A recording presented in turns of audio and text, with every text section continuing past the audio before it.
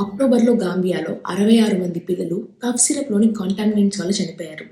ఆ cough syrup Indian based pharmaceutical company తయారు చేస్తోంది. ఈ విషయం బయటకు వచ్చిన తర్వాత WHO గ్లోబల్ అలర్ట్ని ఇష్యూ చేసింది.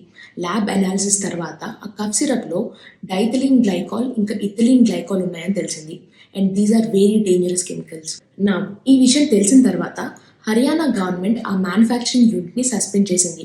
సెంట్రల్ ఇంకా స్టేట్ డ్రగ్ డిపార్ట్మెంట్ కలిసి ఇన్స్పెక్ట్ చేసిన తర్వాత ఆ మెడిసిన్లోనూ మ్యానుఫ్యాక్చరింగ్ ప్రాసెస్లోనూ 12 ఫ్లాస్ ఫైండ్ అవుట్ చేశారు వాళ్ళు. 12 ఫ్లాస్ ఫైండ్ అవుట్ చేశారే కానీ drug controller general of India మాత్రం ఆ కఫ్ సిరప్స్లో డైథిలిన్ గ్లైకాల్ ఇంకా ఇథిలిన్ గ్లైకాల్ లేవు అని చెప్తోంది. ఇన్ఫ్యాక్ట్ చనిపోయిన వాళ్ళకి ఇండియాలో మ్యానుఫ్యాక్చర్ అయిన ఈ డ్రగ్స్కి సంబంధం ఉంది అని ప్రూవ్ చేయాలి అంటూ డిమాండ్ చేస్తూ WHOకి లెటర్ కూడా రాసింది drug controller general of India. మరి ఇంకా ఈ కేసు క్లోజ్ అయిపోయినట్టే కదా? నో, ఎందుకంటే డైథిలిన్ గ్లైకాల్ ఇంకా ఇథిలిన్ గ్లైకాల్ లేవు కానీ 12 ఫ్లాస్ ఫైండ్ అవుట్ చేశారు. ఆ 12 ఫ్లాస్కి సంబంధించి చాలా క్వశ్చన్స్ ఉన్నాయి. అండ్ ఇన్ఫ్యాక్ట్ ఈ కంపెనీకి సబ్ స్టాండర్డ్ డ్రగ్స్ తయారు చేసి అమ్మిన హిస్టరీ కూడా ఉంది. సో ఈ విషయాన్ని మనం కన్వీనియంట్గా ఇగ్నోర్ చేయొచ్చా అన్నది బిగ్గర్ క్వశ్చన్.